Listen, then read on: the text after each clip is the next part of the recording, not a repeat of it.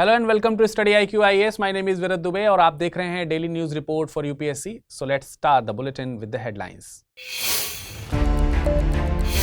12 जुलाई को सेलिब्रेट होता है NABARD day. B Sivaraman committee की रिकमेंडेशन पर फॉर्म हुआ था नाबार्ड। रूरल इकोनॉमी को बूस्ट करना है इसका aim. USA and South Korea North Korea को कन्फ्रंट करने के लिए आए एक साथ। गाइडलाइंस हुई डिसाइड और ये गाइडलाइंस नॉर्थ कोरिया और रशिया के बीच हुए एग्रीमेंट का है जवाब। और वर्ल्ड पॉपुलेशन प्रोस्पेक्ट्स रिपोर्ट्स हुई रिलीज। साल 2062 से इंडिया की पॉपुलेशन डिक्रीज होगी। दुनिया भर में फर्टिलिटी रेट हुआ decline.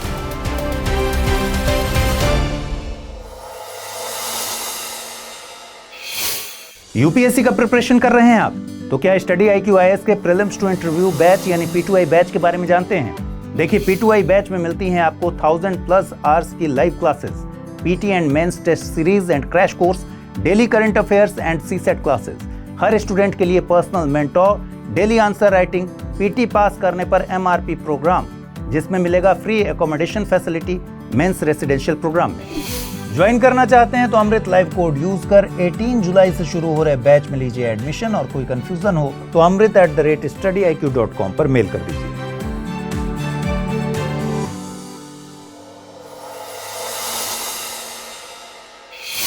Let's start the bulletin with the very first news. 12 जुलाई को नाबार्ड का फाउंडेशन डे सेलिब्रेट किया जाता है। नाबार्ड का फुल फॉर्म है national bank for agriculture and rural development. Rural economy को बूस्ट करने में इंस्टीट्यूशनल क्रेडिट का एक इंपॉर्टेंट रोल प्ले करता है। इसे ध्यान में रखते हुए गवर्नमेंट ने मार्च 1979 में श्री बी शिवरमन की चेयरमैनशिप में एक कमेटी फॉर्म की थी।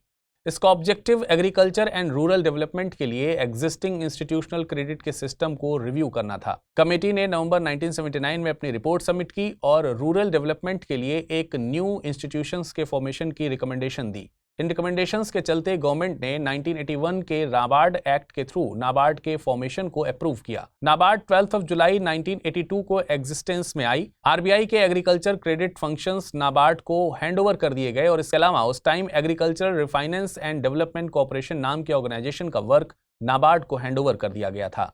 नाबार्ड को कंट्री की सर्विस में उस समय की प्राइम मिनिस्टर इंदिरा गांधी जी ने डेडिकेट किया था।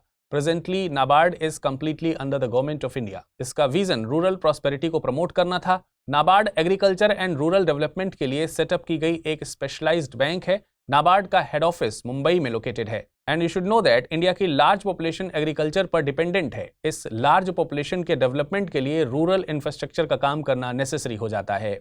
नाबार्ड ये काम रूरल एरियाज में क्रेडिट प्रोवाइड करती है ताकि रूरल एरियाज में सोशियो इकोनॉमिक डेवलपमेंट हो सके। रिसेंटली आपने नॉर्थ कोरिया एंड रशिया के बीच एक डिफेंस पैक्ट की न्यूज सुनी होगी। इसके रिस्पांस में यूएसए एंड साउथ कोरिया ने अब ज्वाइंट न्यूक्लियर डिटरेंस गाइडलाइंस को साइन किया है। इसका रीजन नॉर्थ कोरिया की तरफ से इंक्रीज हो रहे न्यूक्लियर थ्रेट को बताया जा रहा है। दोनों कंट्रीज के बीच हुए एग्रीमेंट को the US-ROK guidelines for nuclear deterrence and nuclear operations on the Korean peninsula नाम दिया गया है। And should know that ROK यानी Republic of Korea south Korea का ऑफिशियल नेम है। करंटली जो बाइडेन यूएसए के प्रेसिडेंट हैं, वहीं साउथ कोरिया में युन सुक येओल प्रेसिडेंट की पोस्ट होल्ड कर रहे हैं।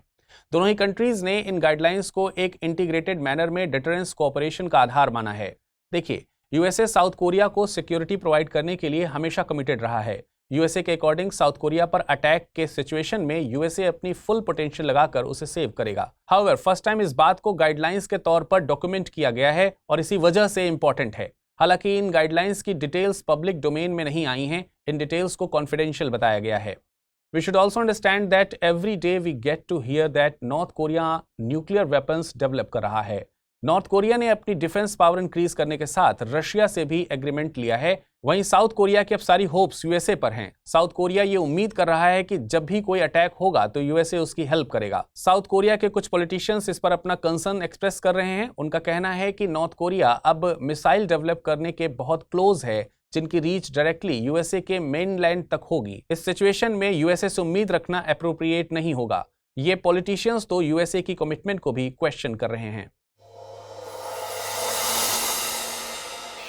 आपने इंडिया की इंक्रीजिंग पॉपुलेशन से रिलेटेड काफी प्रॉब्लम्स के बारे में सुना होगा। Presently India is the most populous country in the world, but India के पास सिर्फ 38 ईयर्स हैं जब यहाँ की पॉपुलेशन अपनी पीक पर होगी। इसके बाद इंडिया की पॉपुलेशन डिक्लाइन होना स्टार्ट हो जाएगी।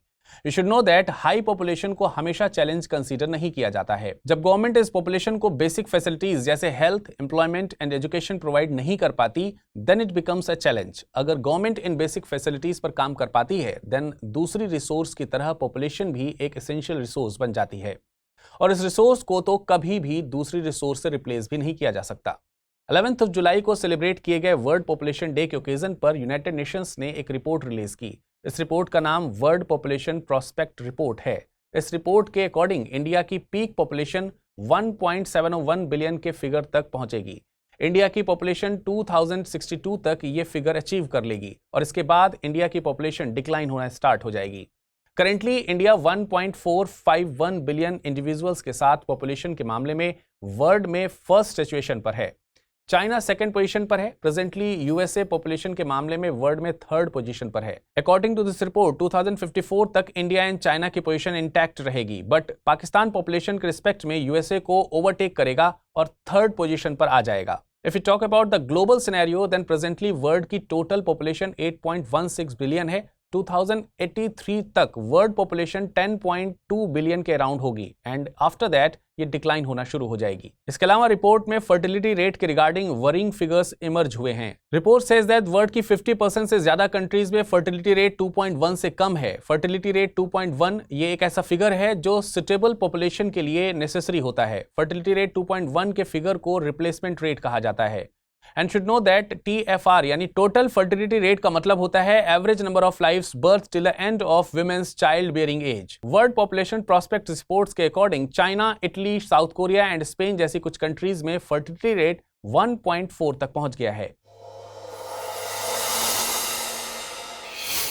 स्पेस में अपनी डोमिनेंस एस्टैब्लिश करने के एम से चाइना अर्थ को एस्ट्रॉयड अटैक से बचाने के लिए एक मिशन लॉन्च करेगा। इस मिशन को 2030 तक लॉन्च करने का मिशन है। अभी चाइना इस मिशन का डेमो वर्ल्ड को प्रेजेंट करेगा। चाइना ने इस मिशन का नाम प्लैनेटरी डिफेंस इनिशिएटिव रखा है। इस मिशन का पर्पस अर्थ को एस्ट्रॉयड अटैक से प्रोटेक्ट करने की एबिलिटी डेमोन्स्ट्रेट करना है। इस मिशन के दो ऑब्जेक्टिव्स हैं। एक ऑब्जेक्टिव तो ये है कि स्पेसक्राफ्ट एस्ट्रॉयड्स को अर्थ को हिट करने से डिफ्लेक्ट कर देगा, या यूं कहें कि एस्ट्रॉयड को डाइवर्ट कर देगा।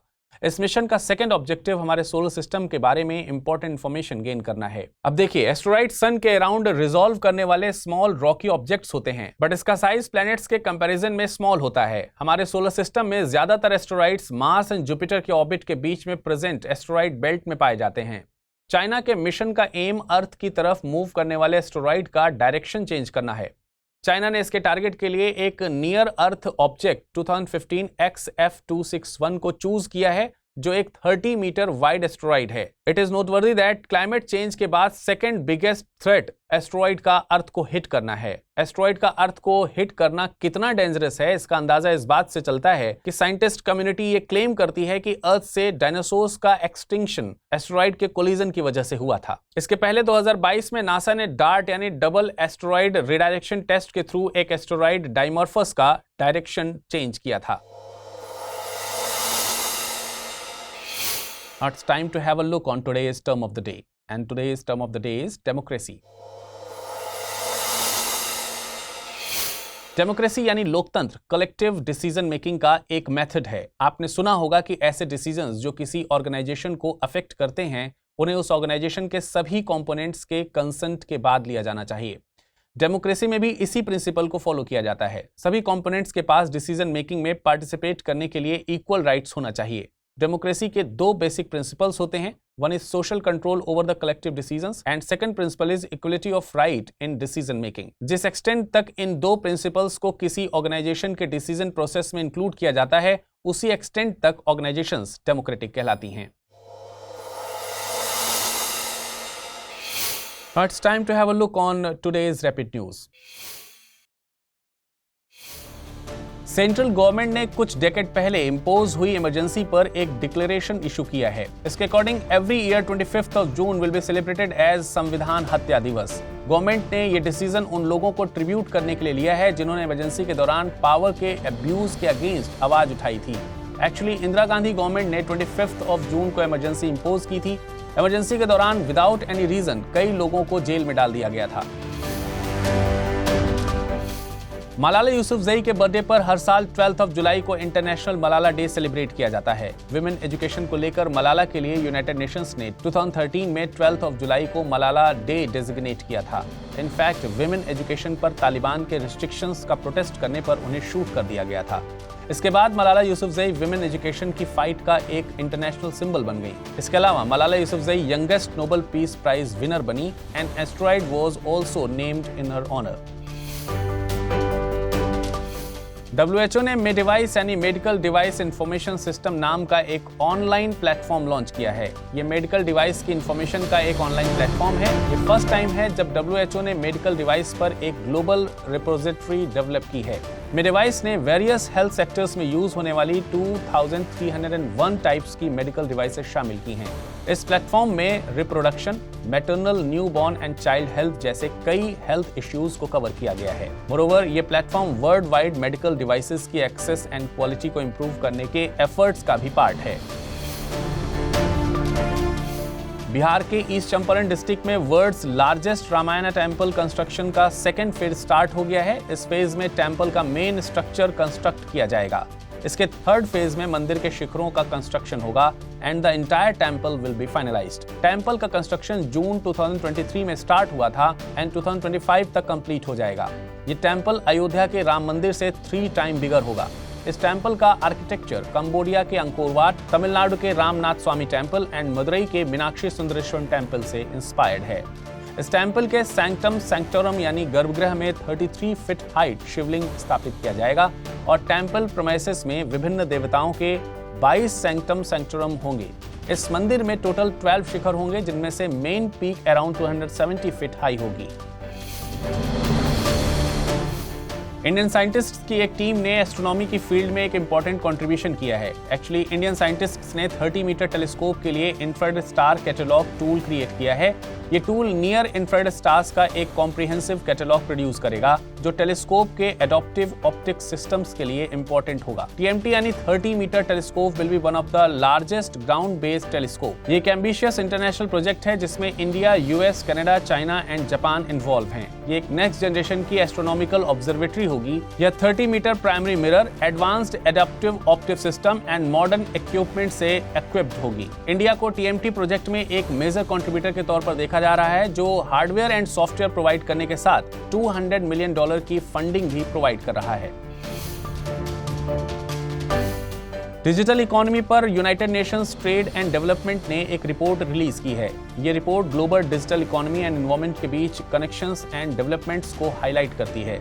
डिजिटल इकोनॉमी ग्लोबल डेवलपमेंट को एक्सेलरेट कर रही है, जिसमें आर्टिफिशियल एंड क्रिप्टो करेंसी जैसी टेक्नोलॉजीज ने इंपॉर्टेंट रोल प्ले किया है, पर इसका एनवायरनमेंट पर भी इंपैक्ट इंक्रीज हो रहा है। इस रिपोर्ट के अकॉर्डिंग इंटरनेट यूजर्स की संख्या 2005 के कंपैरिजन में 1 बिलियन से इंक्रीज होकर 2023 में 5.4 बिलियन हो गई है। You should know that digitalisation का एनवायरनमेंट पर डेट्रीमेंटल इंपैक्ट रहा है, जैसे इसकी वजह से 3.2% global green house gas emission हुए। डिजिटलाइजेशन रिलेटेड वेस्ट में 30% का इंक्रीज हुआ है।